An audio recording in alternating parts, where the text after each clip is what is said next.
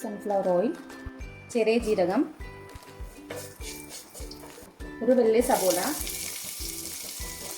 നന്നായി ഇളക്കാം. ഇത് പകുതി വേവാകുമ്പോൾ നമുക്കിതിലേക്ക് ക്യാരറ്റും പിന്നെ ബീൻസും ചേർക്കണം. ഒരു 2 പച്ചമുളക്, ഇച്ചിരി മഞ്ഞൾപ്പൊടി ഇളക്കിയെടുക്കാം. ഇനി നമുക്കിതിലേക്ക് ഉരുളക്കിഴങ്ങ് ചേർക്കാം. പിന്നെ കുറച്ച് ബീൻസും. ഇനി ഇത് നന്നായി മിക്സ് ചെയ്യാം. ഇനി നമുക്ക് 5 മിനിറ്റ് മൂടി വയ്ക്കാം. നമുക്കിത് തുറന്ന് നോക്കിയിട്ട് ഇളക്കി കൊടുക്കാം. നമുക്കിതിലേക്ക് ആവശ്യത്തിന് ഉപ്പ് ഇടാം.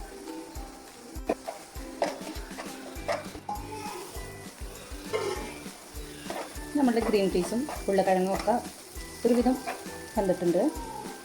ഇനി നമുക്ക് ഇതിലേക്ക് ചെറുതായിട്ട് ക്യാരറ്റ് വെട്ടി വെച്ചിട്ടുണ്ട്, അപ്പോൾ അതൊക്കെ ഇടാം. ഇതിലേക്ക് നമ്മൾ ക്യാരറ്റ് ചേർത്തു. എനിക്ക് നന്നായി മിക്സ് ചെയ്യാം. ഇനി ഏകദേശം ഇതായിട്ടുണ്ട്. ഇനി ഇതിലേക്ക് നമ്മൾ പൊടികൾ ചേർത്ത് കൊടുക്കണം. മുളക് പൊടി, ഇച്ചിരി മല്ലിപ്പൊടി, ഇച്ചിരി ഗരം മസാലപ്പൊടി, പച്ചമുളക്, ഇഞ്ചിയും വെളുത്തുള്ളിയുടെ പേസ്റ്റാണിത്, 1 ടീസ്പൂൺ. ഇനി നമുക്കിത് മിക്സ് ചെയ്യാം.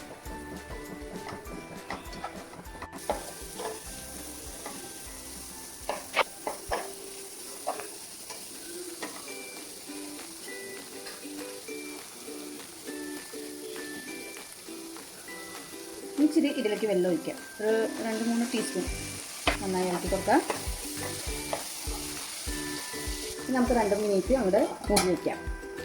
അപ്പോൾ നമ്മുടെ സമൂസ മസാലയുടെ റെഡി ആയിട്ടുണ്ട്. നമുക്കിനി അത് ചെറുതായിട്ടൊന്ന് മല്ലി ഇല ഇടാം. നിങ്ങൾക്ക് വേണമെങ്കിൽ മാത്രം കേട്ടോ. എനിക്ക് ഇഷ്ടമായ കാരണം ഞാൻ ഇടുന്നു മല്ലി ഇല ഇടും.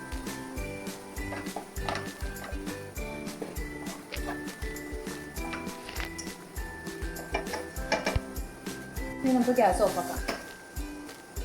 ഇനി നമ്മൾ സമോസ ഷീറ്റ് റെഡിമെയ്ഡാണ് വാങ്ങിക്കണേ. നമ്മൾ ഇനി ഉണ്ടാക്കാം. ഓക്കെ,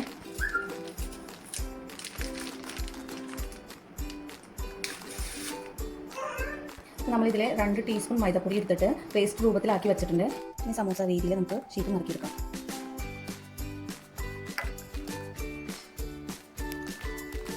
ഇനി ഇതിലേക്ക് ഒട്ടിക്കാൻ വേണ്ടിയാണ് നമ്മൾ മൈദ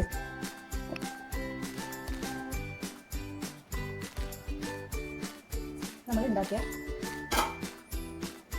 നമ്മളിതിനെ കൂട്ടിച്ചേർക്കാം കേട്ടോ. അധികം ആവാനും പാടില്ല കേട്ടോ, കുറച്ച് മതി.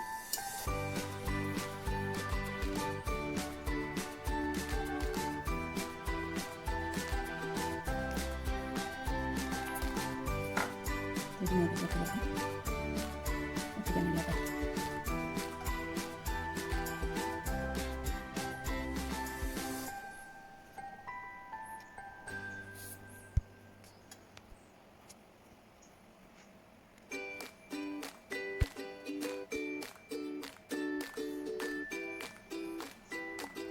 അപ്പോൾ നമ്മുടെ സമൂസ ഒക്കെ റെഡിയാക്കി വെച്ചിട്ടുണ്ട്. ഇനി ഫ്രൈ ചെയ്ത് എടുത്താൽ മതി കേട്ടോ.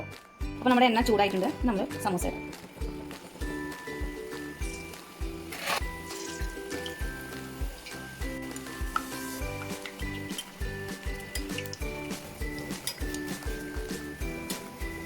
ഇനി നമ്മുടെ ഒരു സൈഡ് ആയിട്ടുണ്ട്. ഇനി നമുക്ക് മറിക്കാം. നമ്മുടെ സമൂസ ആയിട്ടുണ്ട് കേട്ടോ. അതിൻ്റെ എണ്ണ പോകാൻ വേണ്ടിയാണ് ഇതിലേക്ക് ഇടുന്നത്.